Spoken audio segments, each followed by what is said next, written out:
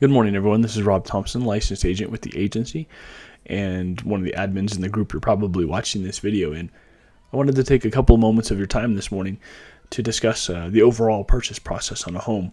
I've done a lot of videos that talked about the technicalities of some of the smaller subjects as you go through the process, but I don't think I've done a summative one yet. So without further ado, in front of you are the 10 very general steps to purchasing a home.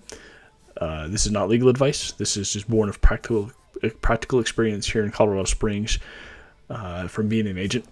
And this is the process. So without further ado, I think I already said that, but here we go. First thing you want to do is find an agent and a lender in no particular order. An agent can talk you through the process like we're doing here in this video and answer any questions you have about the overall process. The lender will be more specific to the loan, not necessarily the real estate process. For example, if you ask me what the prevailing rates are, I'm going to have to defer for a mortgage to a lender. If you ask the lender about inspection negotiation strategies, they're going to defer to the agent. So you want to find one that you trust on both sides. The next step is to pre-qualify with that lender and have the agent set up an MLS search of those properties that meet their criteria. And I have some other videos that talk about what that MLS search is, but basically we'll set you up with a search at your price point, with your number of rooms, the space you want, some of the features you want, and the MLS will send you just those relevant properties, and the agent will be reviewing and recommending properties as well. One thing to remember is that you are in the driver's seat in this process. If you say, I don't want to spend more than $225,000 on a home, you're driving that ship, and we'll set that search up accordingly.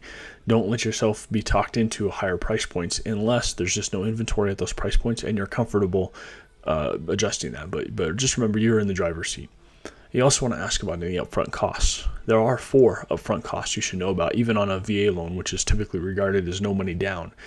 That is true. The VA loan is no money down, but there are some expenses that you need to be aware of, such as earnest money. Earnest money is good faith money. It's money that you, the buyer, put up out of your pocket once you're under contract.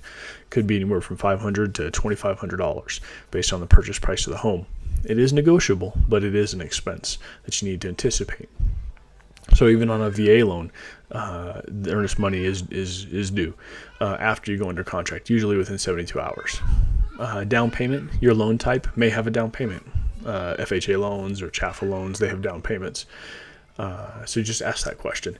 The appraisal fee. Some lenders charge an appraisal fee of approximately $500. Some just collect a form of payment. But it's important that you ask that question so you're not surprised. Then there's the inspection costs. Those are your costs. A typical home inspection runs about $300, and then there's add-ons like radon, meth, if you're concerned about that being a potential in the home, sewer scopes.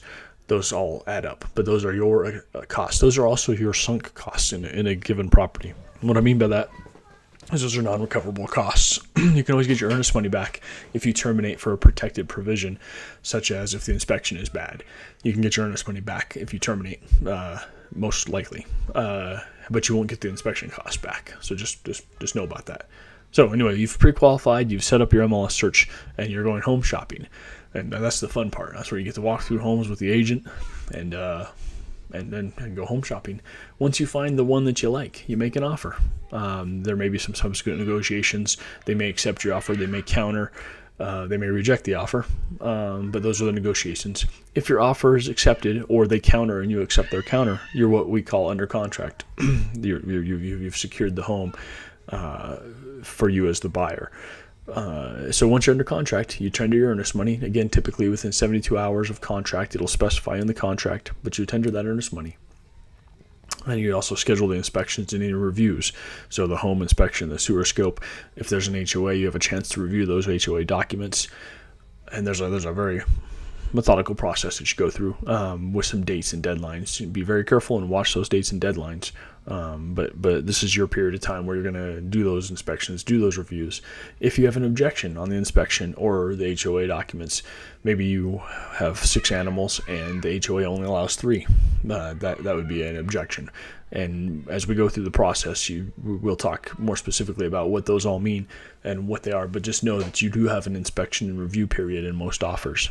and the negotiation period. And then the ideal is that you come to a resolution of those objections. If you can't, typically the contract terminates.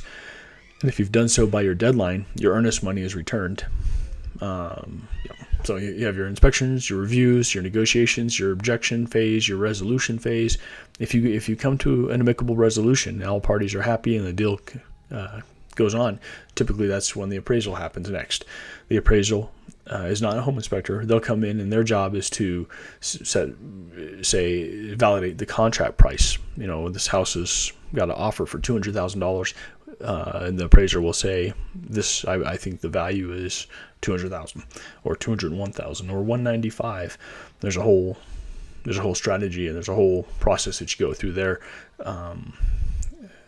Let's add value here. We want to make sure that the value is good too. So there might be negotiations about the value. There may be negotiations about the conditions. Say the appraiser comes back and he says, "No, there's peeling paint on this property." He'll make it the value subject to. So he might say the value of this property is $200,000 subject to the paint being fixed. Then the seller then has to fix the paint if they want to sell the property. So again, you go through value, you go through conditions, you get resolution. There's not really a lot of resolution in the form of an official resolution, but what happens there is the seller will agree to drop the price or agree to the conditions, agree to fix those, or negotiations occur. Once that's resolved, the process goes on. Any repairs that need to be made from the seller regarding the inspection or the appraisal, they'll happen, and then they'll be confirmed at the walkthrough before closing. Sometimes a little before, depending on the scale of those repairs.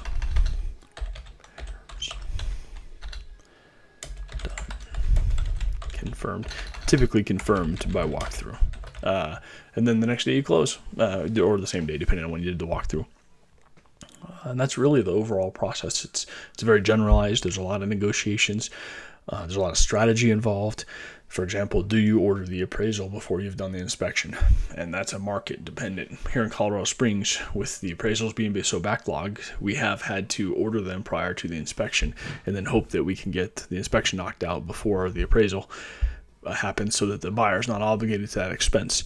But that's a down in the weeds issue. So very generally speaking, those are your 10 processes or 10 steps in this process of purchasing a home. If you have any questions at all, I'd be happy to answer them. You can comment under this video blog, or you can shoot me an email at robthompsonrealtor@gmail.com or ping me on Facebook. I'm around.